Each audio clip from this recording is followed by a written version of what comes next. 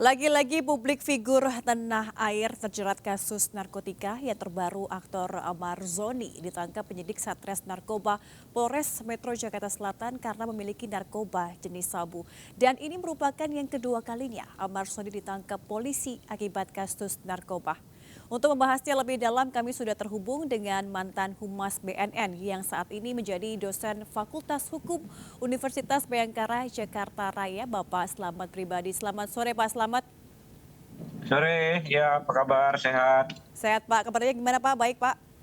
Alhamdulillah baik ya. Ya, baik Pak, kita ketahui bahwa Amar Zoni kembali lagi ditangkap, ini menjadi yang kedua kalinya, sebelumnya di tahun 2017. Bagaimana Pak Slamet melihat ini lagi-lagi menjadi sesuatu hal yang berulang-ulang menjerat sejumlah publik figur di Indonesia? Iya, pendapat saya kecanduan itu tetap kecanduan. Dia akan minta terus-menerus manakala tidak dilakukan pengobatan, tidak dilakukan treatment atau tidak dilakukan pengobatan atau tidak dilakukan rehabilitasi. Saya belum tahu penyidikan yang pertama itu apakah dilakukan rehab atau tidak, saya belum tahu.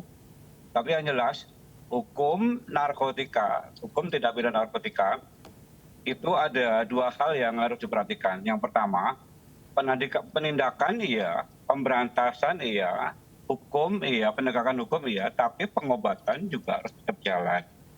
Jadi apakah saat itu Ajep mendapatkan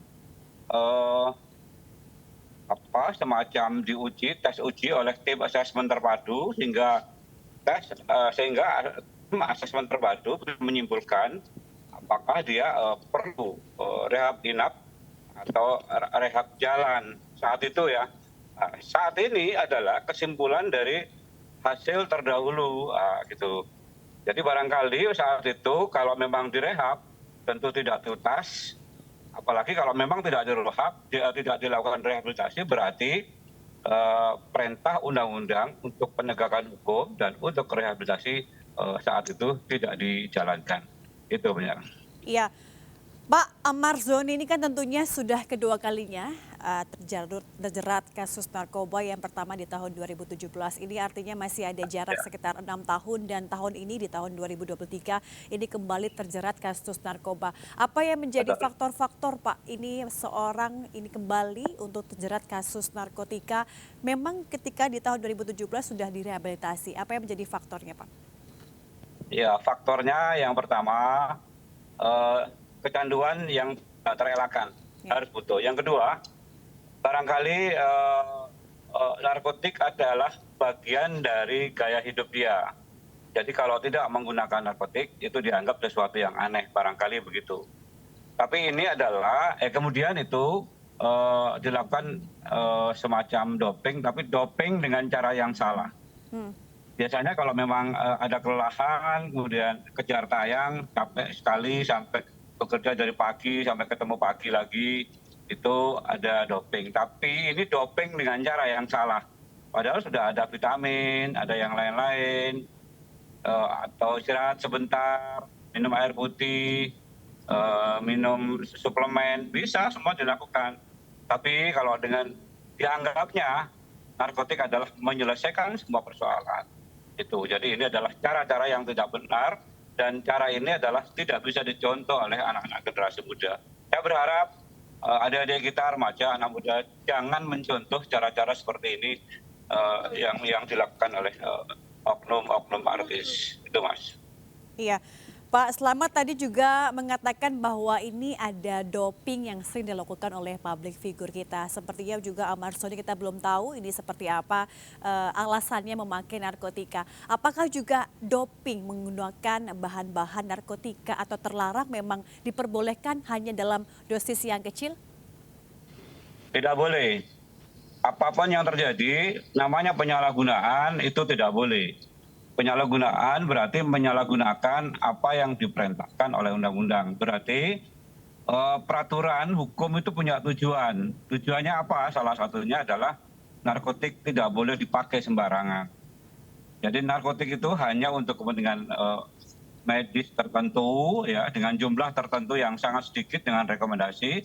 yang kedua untuk hasil untuk penelitian dan lain sebagainya. Di luar itu tidak boleh. Tapi penggunaan itu adalah penggunaan dengan rekomendasi, dengan izin dari kementerian yang terkait. Misal dari Kementerian Kesehatan atau dari Dinas Kesehatan atau dokter tertentu yang sudah mempunyai lisensi untuk soal-soal adiksi. Misalnya untuk dokter yang berhubungan dengan adiksi di balai-balai rehabilitasi, mereka semua diizinkan oleh undang-undang untuk melakukan treatment, untuk Baik, baik. perbaikan. Ya, baik Pak Slamet. Artinya memang narkotika ini diperbolehkan, namun hanya memang dalam pengawasan dokter dan juga ada rekomendasi dari tenaga medis. Jika memang di luar itu, artinya ada penyalahgunaan narkotika. Pak Betul. Slamet, ya betul. Jika kita mundur ke belakang, ada juga beberapa selebritas tanah air dan juga public figure ini selalu terjerat dengan narkotika ini berulang-ulang kali. Apa ada yang salah dalam penanganannya? Mungkin jika sudah direhabilitasi bisa kembali lagi. Apa ada evaluasi tertentu Pak Slamet? Iya, ini adalah tanggung jawab kita semua, negara, tanggung jawab masyarakat, tanggung jawab instansi yang berwenang. Kemudian hukum sudah memerintahkan bahwa soal narkotika itu ada pencegahan dan ada penindakan atau hukum. Dan itu harus bergerak bersamaan. Tidak boleh ada yang lebih penting, misalnya lebih penting penindakan, nggak bisa. Itu tidak menyelesaikan masalah. Jadi pencegahan oke, penegakan hukum oke, tetapi pengobatan itu harus berjalan. Pengobatan atau rehabilitasi itu tujuannya adalah mengurangi angka kebutuhan pada perorangan.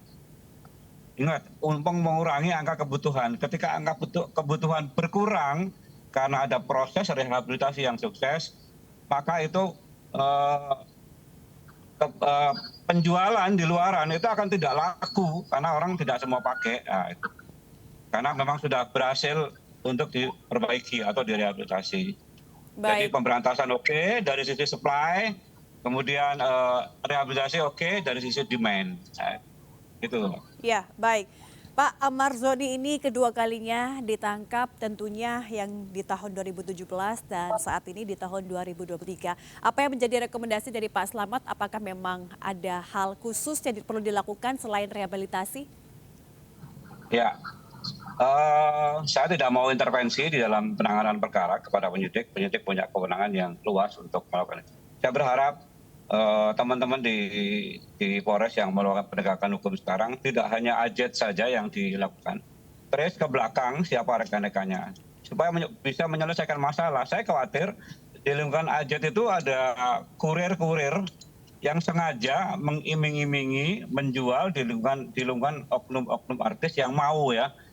Nggak semua artis mau. Jadi oknum artis yang mau. Artinya bahwa di dalam penegakan hukum ini kemudian terhadap AJ itu juga libatkan tim asesmen terpadu, di mana di situ ada terlibatnya dokter, psikolog, penyidik juga ada di situ untuk mengetahui zat apa yang dipakai, sejak kapan dia pakai, caranya bagaimana, jumlahnya berapa, kemudian dalam 1 minggu itu kebutuhannya berapa, 1 bulan berapa, 1 hari berapa, 2 hari berapa.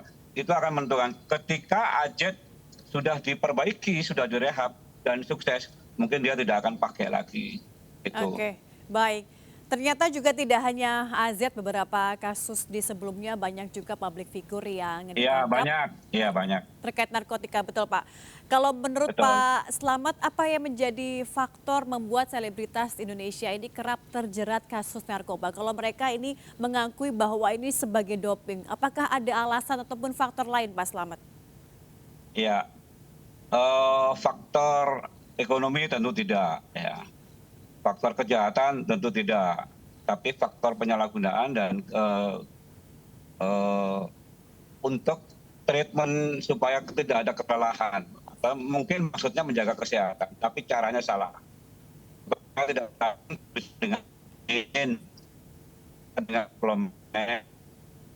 jamu Jawa itu kan bisa untuk memperkuat fisik gitu. Tadi sudah saya sebutkan, barangkali salah satunya adalah gaya hidup yang tim-tim atau orang-orang sosialita di lingkungan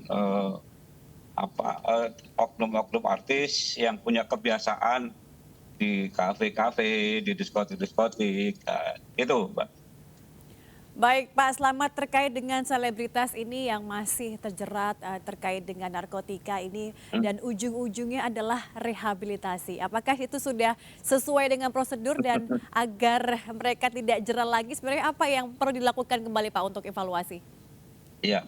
Orang berpikir rehabilitasi itu sekedar pengobatan, tidak. Hmm.